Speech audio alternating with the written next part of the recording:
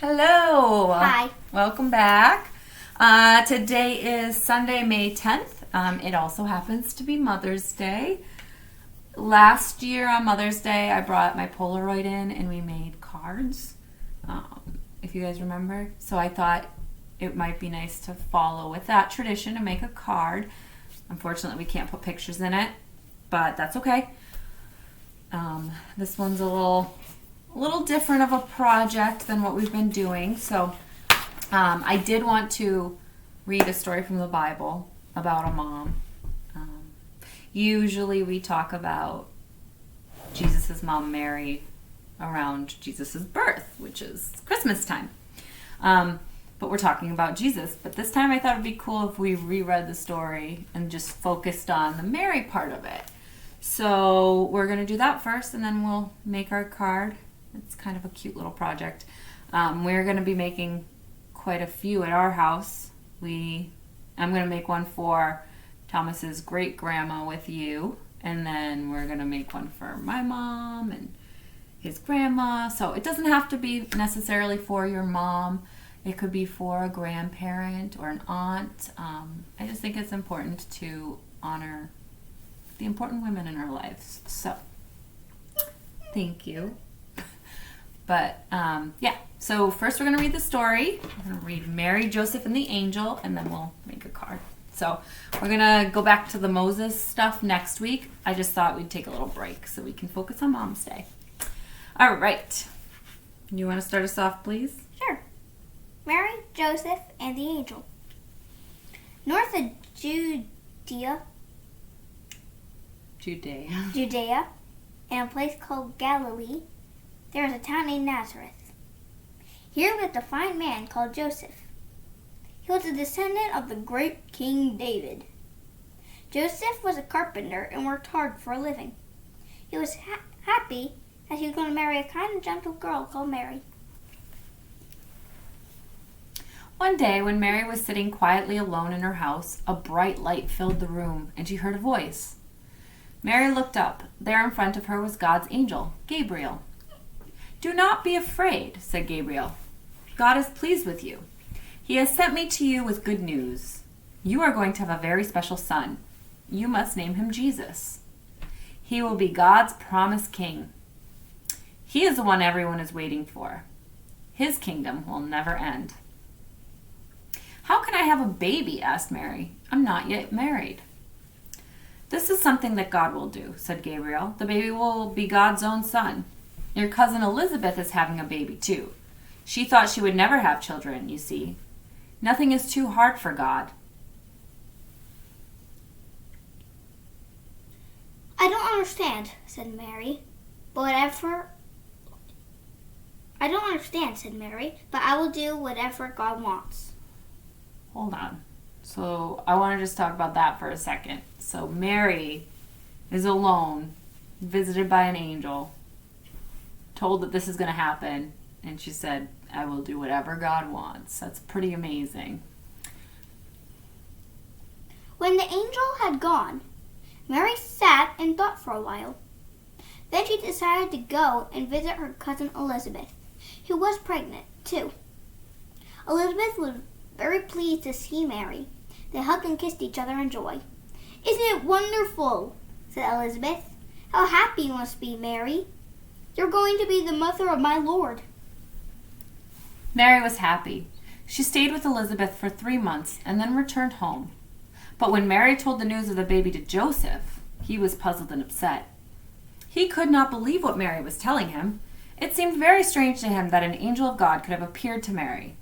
Joseph decided that if she was having a baby, he could not marry her after all. But that night, Joseph had a dream. In the dream, one of God's angels spoke to Joseph. "Don't be afraid to marry Mary," said the angel. "She has done nothing wrong. God has chosen Mary to be the mother of his son, the promised Lord. You must name him Jesus, which means the one who saves. He is going to save his people from their sins. You must marry her and look after Jesus as if he were your own son." The next morning, Joseph felt much better. He realized that Mary had told him the truth. Joseph quickly went to see her. "I'm sorry I did not believe you right away, Mary."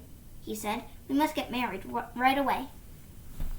If you look here, you can see Mary and Gabriel, Mary and Elizabeth, and then Mary and Joseph.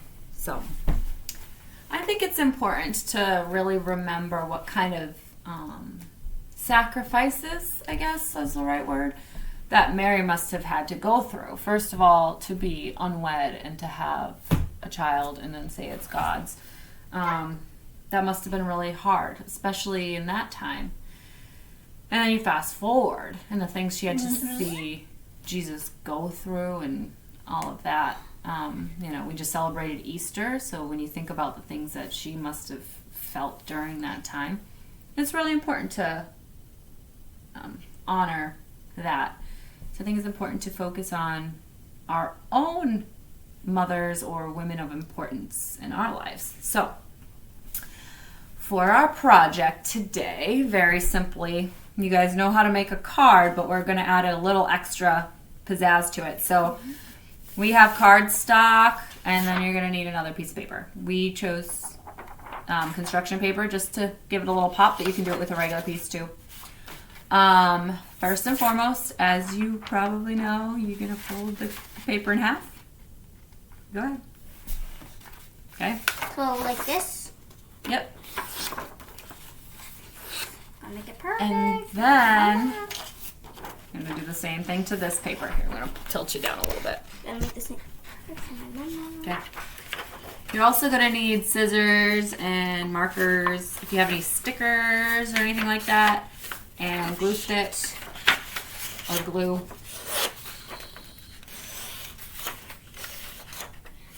Yikes. So mine's not perfect, but it's whatever. Now, if you look at this, you'll notice that my construction paper is bigger than the cardstock paper. So what I'm going to do is just trim it down. You can either make it exactly the same size, or I'm going to make mine even a little bit smaller. I'm just going to trim it. And make sure you're not cutting the folded side of the construction paper. Just because you won't have a card shape anymore. You'll have 2 tiny pieces of paper. And you do not want that. Well, maybe you do, but not for this project anyway. Oops. Nope, not even. That is not straight, Mattie. Mine isn't either. And Thomas is having a hard time folding. Would you like some help, bud? Oh, thanks. I think I got it. It's a little bit more straight. All right. So now you can either take a pen. Oh, look at that. Here, I'll cut this for you. You can have this one. You can either take a pen or a marker or a pencil or whatever you may need or may have on hand. Hold on one second. Let me just cut this. And you guys all know how to cut hearts out of paper, right? Well, we're kind of going to go along that line. So you're going to take, actually, I'm going to use this one. Okay. We're going to take your folded inside paper. This is going to be the inside of our card. And whatever writing utensil. Again, I'm just going to use a marker. Pencil. And you're going to make the outline of the heart that you would do if you were going to cut out a heart. But we're not going to cut it. So, oopsie doopsie. Oops. I just drew on my table a little bit. That's fine. So you'll have that. And you can put it in the middle or wherever you want it to be. And make sure it's on that folded side, not on the open side. Okay, good. Mine's not folded. Now, what you're going to do is you're going to go right where it's a little bit below the point up here. You're going to just darken that section. I'll show you what I mean. Oh. This right here?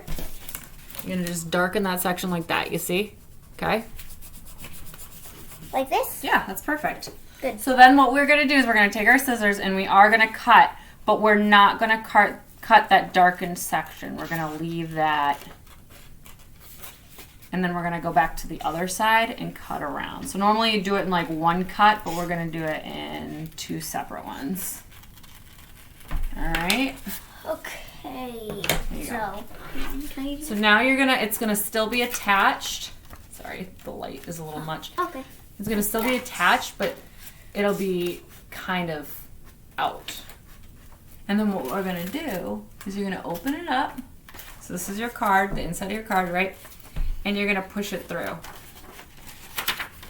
Like so. And then you're just going to fold it inverted. Okay? Like that. Alrighty? So, I miscut a little bit. No, it looks good. You might need to cut it a little bit further.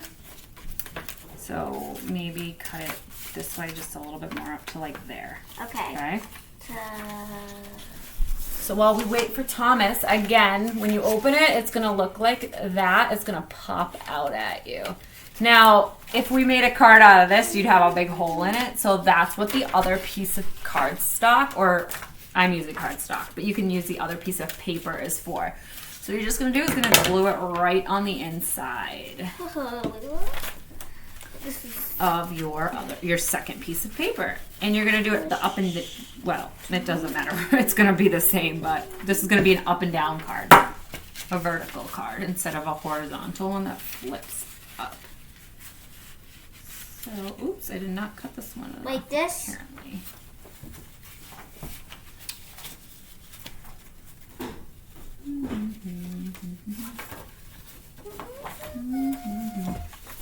Yep, now you're going to invert it, though. I did. Oh, seriously? It's all right. Chill. See? No need to get worked up. Takes a little bit of time, but that's all right. You know what? It doesn't even matter. Just you can start getting it ready in your card. And then once you glue it on one side, okay, and open her up and then glue the other side.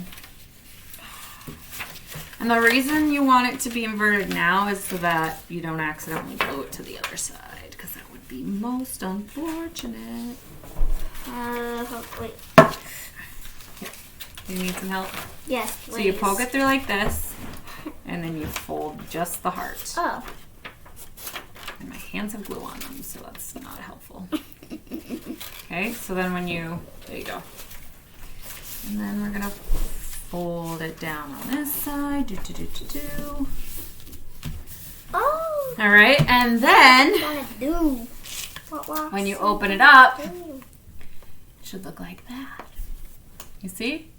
It's a little pop-up card.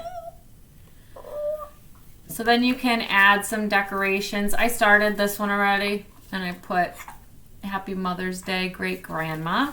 It's my great grandma. It's his great grandma. It's my grandmother. We're gonna do one for pretty much every important woman in our life. I already did one for his yaya, which is my mom. You did? And that one, I decorated the front to the best yaya ever to us. And then I happen to have some sticker paper, which is kind of interesting, and it's glittery. I don't know if you can see. So I just went ahead and I folded it the same way and cut a heart out of it.